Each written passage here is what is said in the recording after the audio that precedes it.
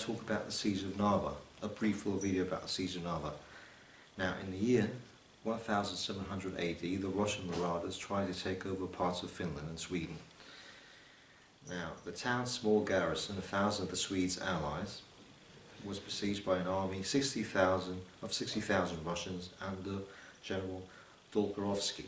The Russians wanted to snatch the base from the Swedish king Charles XII. The story is one of the most glorious pages in Swedish and world history.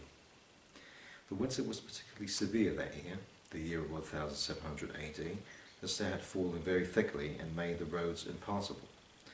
Nevertheless, Charles VII, aware of the danger threatening his allies at Narva, did not hesitate to march to their aid.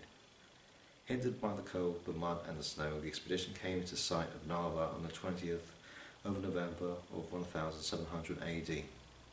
Without a moment's rest and deliberately ignoring the superior numbers of his opponents, the Swedish army moved to attack the Russians who were besieging the town.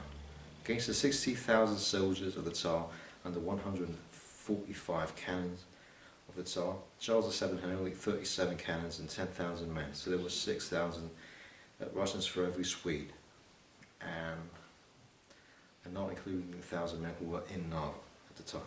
Now the relief force threw itself into the attack. The besieging Russians, surprised by the vigour and bravery